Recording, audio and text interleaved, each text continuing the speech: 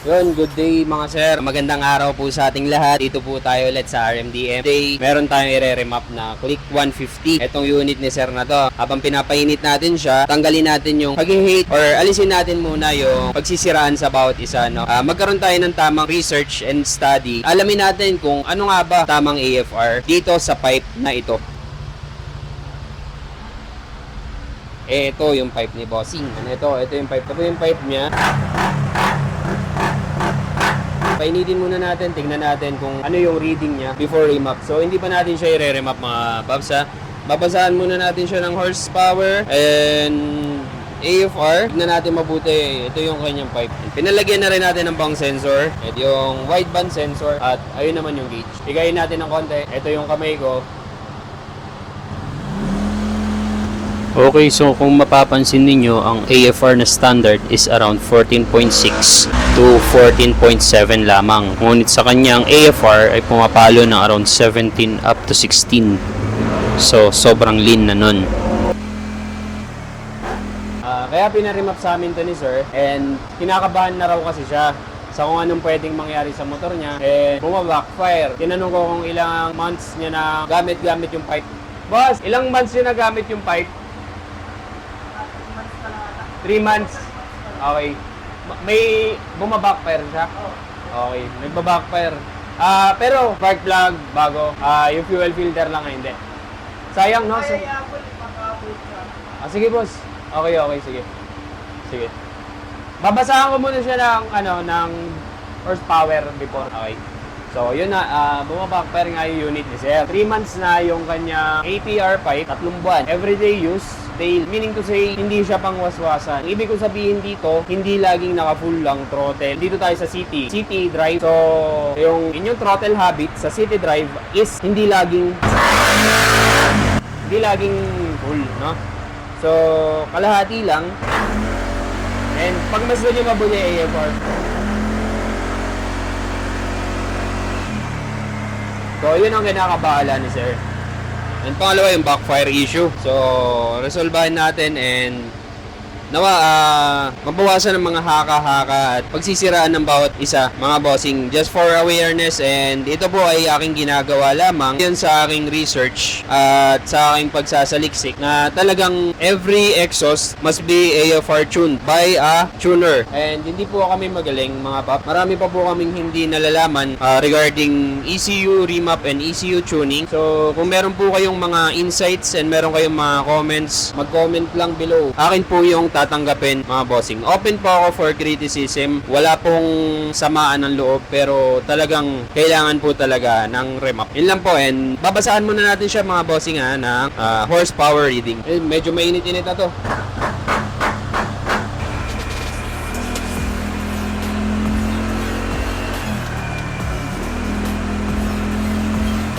And guys, tingnan nyo naman yung AFR sa okay? So paano kung ganyan kalagi pumiga? Wala na. Tapos yan.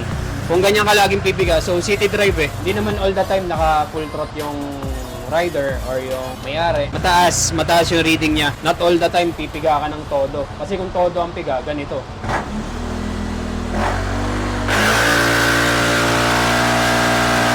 Okay, so mga boss, approximately nasa 80 degrees na tayo and try natin siya yung full throttle. Tignan natin yung reading ng kanyang AFR. Ito siya, full throttle.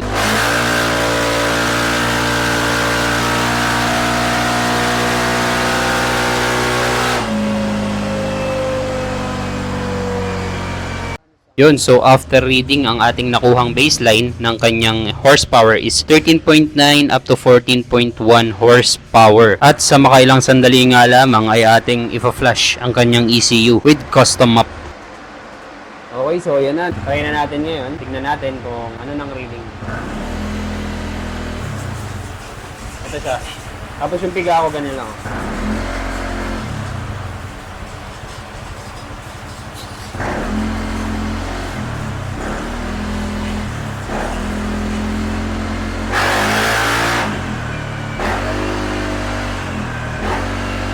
Testing natin yung AFR niya. At eto na yung resulta.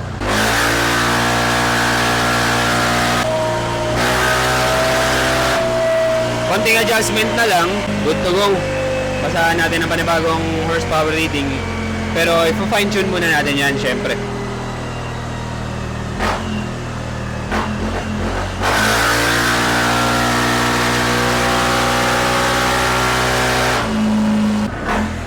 Okay, so ayan na, basahan natin siya ng AFR after remap. Siguro na-flash ko siya mga 2 to 3 times, tatlo. Kasi fine-tune ko pa siya sa dulo. And ito yung nakuha natin sa kanyang AFR. Sagad.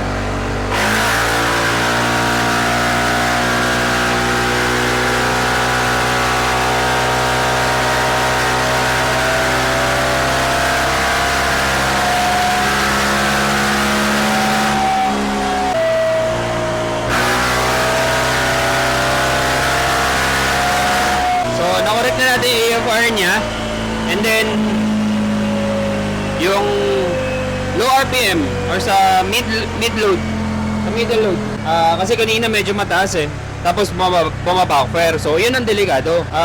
Not knowing na akala na okay lang, not all the time naman po ipipiga si customer or si rider ng naka full throttle. Okay lang siya kung sa full throttle palagi. Kung city driving, usually ang yung piga kalahati or 1/4 throttle. Ito na ngayon yung AFR niya dun sa ganung klase ng piga.